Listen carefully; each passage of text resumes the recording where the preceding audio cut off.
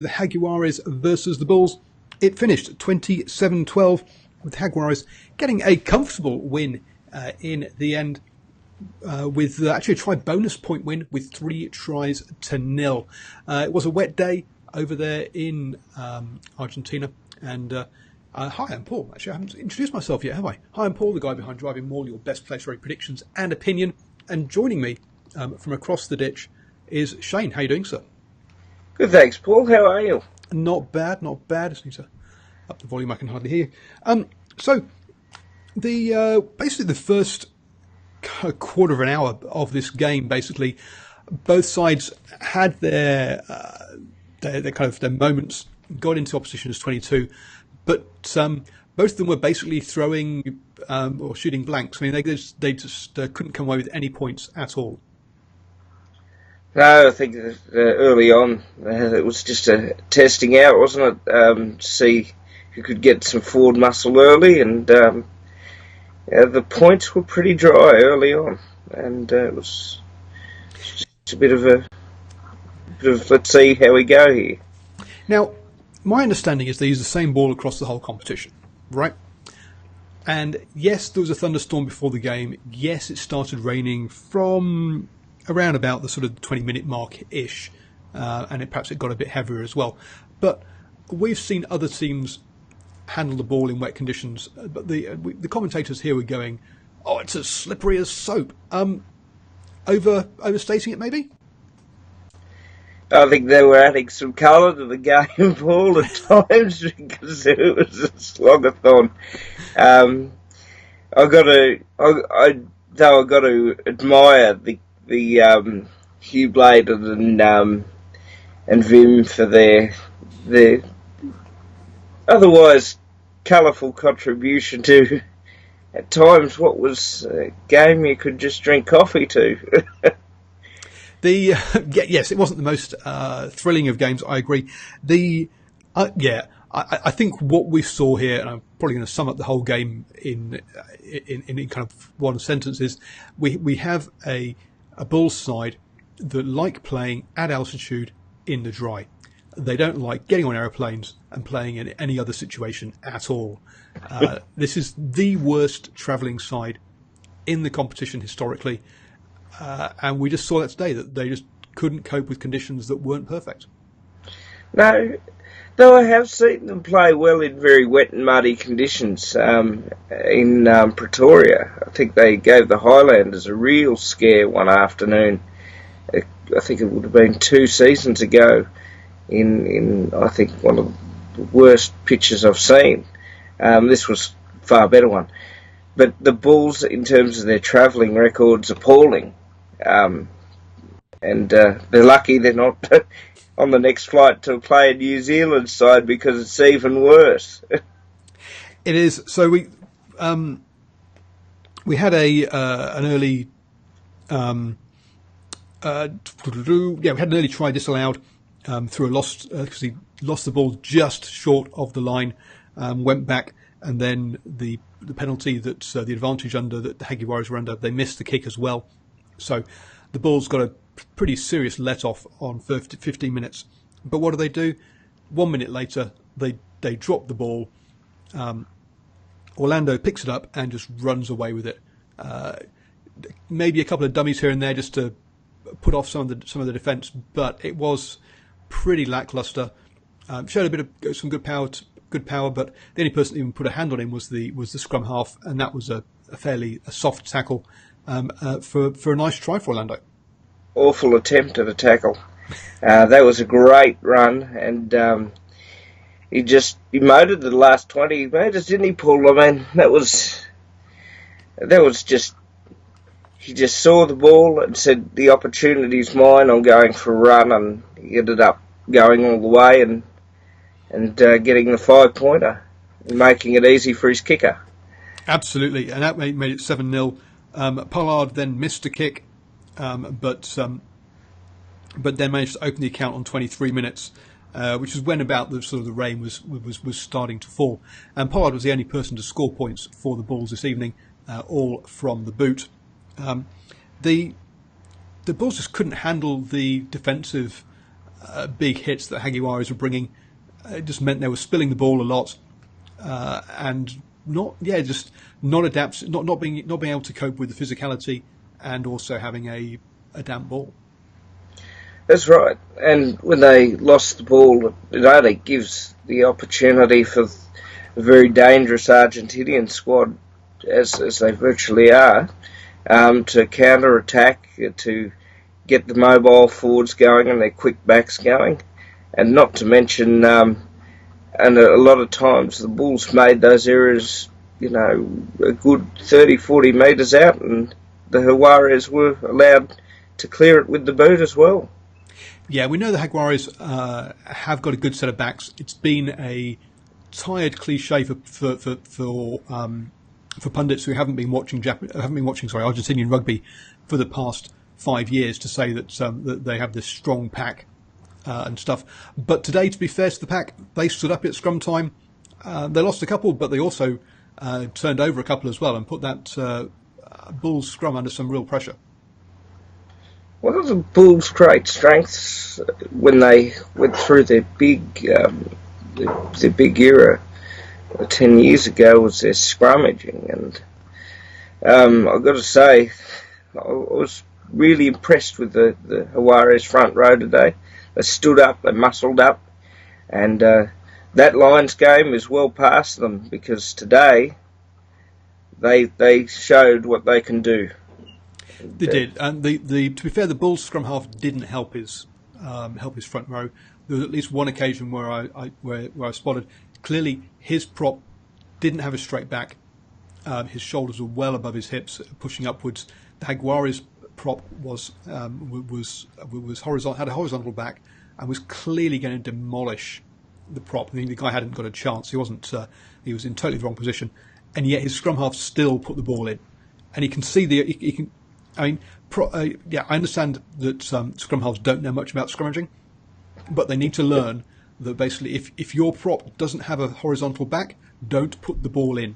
Do whatever you can to delay, because you're going to die. And yeah, the scrum half really was not helping his front row today. No, look, and if you look at world. And no disrespect to the Bull scrum half, but if you look at the world's best scrum halves like Aaron Smith and Perenara and those fellas, they're telling their boys what to do as they're about to put the ball in and then pushing them afterwards. So I think he needs to communicate with his forwards a bit more training next time. Yeah, absolutely. There's definitely some learnings for him to do there. So it finished 7-3 at half time. We just had one breakaway try and a couple of penalties missed by both sides, which is very rare for Pollard. It's his first miss of the season, and his only miss of the season was in that first half. Come the second half, and it looked like the Bulls had got themselves, had kind of figured out what to do. We had lots of grubbers through. They looked comfortable with ball in hand. Moving it backwards and forwards, playing a territory game against the Jaguares, which got themselves 3 points. The problem was, at every restart, pretty much, they seemed to just turn the ball back over to the Jaguares and give up points again. Yeah, you can't do that. And particularly against this side, it was frustrating. It was. So it was frustrating to watch, to be honest. They scored 3, they would give up 3. Some of the options they took were also poor. I saw them in the Jaguares 22, and they go to the blind side, but they've got 2 players, and there's something like 6 defenders in front of them. Funnily enough, they lose the ball, and the Jaguares go down the field. But they led off the Bulls by some lazy chase of one of their kicks for an offside, and Pollard gets to put 3 more up. He then managed to take the lead as well. The Bulls just pick and go there and you're thinking, okay, they've got the idea now. It's wet, so what we'll do is we'll just get our forwards just to pick and go, and we'll just forget we've got backs at all. And that got them a 10-12 lead. and even got them a kick from their own half, which was pretty impressive. Hit the post, and that was where the kind of the dominance period of the Bulls kind of disappeared for some reason. Yeah, I thought, and I commented on the tweet about the pick and go. I thought that was one of the players of the game. Actually, I thought that's an old South African move, so it was really good to see a bit of nostalgia there, and it's also an old Australian move whenever they're in trouble. You know, they built up the phases there nicely. He nearly slotted the field goal, to be honest, before we went back for the penalty kick, and then, as you said, Paul, when that kick hit the post, that's when the tide started to change, and we still. To me, the Bulls always look panicky on defence. They always looked like they were going to give up quite a bit of ground. And we see that with some of the stats. 8 clean breaks for the Jaguares, 1 for the Bulls, which shows the Bulls weren't really creating much. They were relying on getting penalties and kicking threes, whereas the Jaguares would take turnover ball and go downtown a number of times. And that led to a lot of panic in the Bulls' defence. Didn't really have any structure and couldn't cope with turnovers at all. No, and this is what costs the Bulls on overseas tours. Too many turnover balls and score build-up. And what you saw was very rapid score build-up in that last 20 or so minutes by the Jaguares. And, once it got to about 20-12, it was all over. So in 9 minutes we had the Bulls panicking, and then we had a line-out maul, which ended up in a try. We then had a deliberate knock-on by the Bulls, which led to a penalty going in off the post. The Bulls then trying to exit, actually have their own line-out outside the 22, lose the line-out. Jaguares bash it up once, then spin it wide. All the Bulls' defenders' backs have come in for that crash ball man. No one has wrapped around the corner. There's a massive overlap, and funnily enough, the Jaguares walk it in, and suddenly it's gone from, as you say, from 10-12 to 27-12, and the Bulls the Bulls haven't been running. We're not in Pamplona. The game has just run away from them very, very quickly. And that's what they can do. This side, they just played very smart rugby when they were down in the Bulls 22, and wrapped it all up. Man out wide, made it easy in the end, and they got a try bonus point, and they'll take all those 5 points. Yeah, so 3 tries to nil. We'll come back to the weather again, but this showed that you could handle the ball. The Bulls had an amazing 10 scrums actually, so clearly the Jaguares knocked on quite a few times. But something rewards the brave, or whatever it is. But anyway, they chanced their arm and did it in the right parts of the field. Fortune favours the brave. That's the word. Thank you. That's what I'm looking for. They were brave. The Bulls didn't help themselves. 76% tackling is not up. It's just not up to scratch at this level. Not acceptable. Not acceptable. Whereas Jaguares were at 85%, and as we say, that kind of tells pretty much the story. With those clean breaks and stuff, as you'd expect, 437 metres run by the Jaguares compared to 290 by the Bulls. So an extra, 147 metres run, but they only made 88 runs to the 100 runs by the Bulls. It shows you that it was all that kind of pick and go. They just couldn't break that defensive line, and it was a long wet day at the office for the Bulls. I think we're on to a stage of calling out players? So any sort of Jaguares players that impressed you? Yeah, I think the young number 10, forgive me for the pronunciation, Vanilla, Yep. Vanilla stood up very well today. He's obviously no Sanchez, but who they will miss, I think, later on in the season. But I thought he played pretty well. I thought Cabelli played well. And I thought, some of the midfield flank forwards for the Jaguares were outstanding at the breakdown. And I thought Crevy did well for 51 minutes as well. I think we saw Kramer and Matera, Desio kind of bossing that breakdown at times against the Bulls. I mean, names you'd expect to go well: Orlando, Delgi, Tucalet. I know all class operators. They did. Mayano actually a bit quiet on the other wing. I don't remember his name even getting mentioned, to be honest. But yeah, the first three I mentioned all racked up some serious meters with clean breaks. Defensively, it's again, as I was mentioning, Kramer and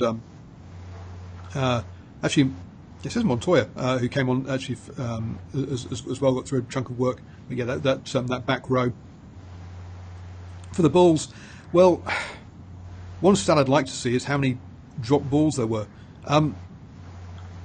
But Ordanel, the 12, he didn't seem to be able to catch a trick all day for me. He was poor.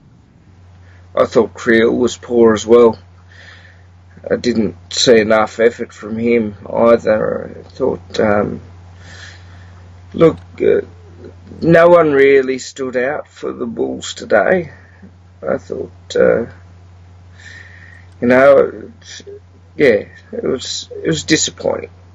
Gallant seemed to have his kicking game going early, but then made some more mistakes during the game. Hendricks was work-like. Speckman just not given the opportunities that we know he can have. You've got a player like that. You've seen how dangerous he was in week one. You've got to be creating opportunities for him, but the ball just never got to him in space. They did their homework. Sorry? The Jaguares looked like they really did their homework, and they made sure he had no space. I was really impressed with the defence there on Speckman, because he can motor. He can, and he's also got some. He can also step people as well. If you're going to be playing for Mullen at 6, or in the, sorry, actually, he actually says 7 is back, but in that in the blind side or the flanker role, rather than at 8, then you've got to use him and Lindenberg. Have really got to get that carrying game going, because they're not going to be the guys at the breakdown, snaffling and all that kind of stuff. They're there for their carrying, and if you're going to play both of them, you've really got to get it. And they didn't get it working today at all. So that was a real disappointment. And you're gonna lose something at the breakdown by having those 2 ball carriers for you. So poor game all round from the Bulls. The only points they got were 4 kicks from Pollard, which I think brings him now. They were saying something like 11 from 12 or something, 4 out of 2 games, which is pretty impressive. The Bulls will be going back home to lick their wounds, and the Jaguares will be hosting the Blues next weekend. Yes, well, I was expecting. I didn't manage to see the Blues game because obviously it's midnight when it happened over here. But I'll be looking forward to seeing a replay of the Blues game to see just what they can improve on, because I think that was a pretty winnable game, and it sounds like they got trounced. It does. I'm not watching it either. I'm going to watch the replay soon. But next weekend, we will be having a watching party for the Jaguares versus the Blues at Master Rugby Club up in Auckland. So if if you're in Auckland, come up there and join that. I'll look at my pinned tweet at DrivingMaul for links to tickets. $25. We have got Aroni Clark, the ex-All Black, for an interview, and that $25 also includes your buffet brunch. So come and join the party up at Waitemata Rugby Club. It should be a good morning. And Shane, why don't you let people know where they can come and join you for a chat about rugby as well? Yep, I'm on at School of Mate, SCOOLM8 on Twitter, and come and talk rugby. And don't forget, you can subscribe up there. Down there is a link to my Patreon page, so you can support me to bring you all this lovely free content. And over there are 2 videos that the artificial intelligence at YouTube have decided you will adore. So click on those 2 and enjoy everybody watching. I'll also be back tomorrow with a post-match reaction to the Major League Rugby game, so look out for that.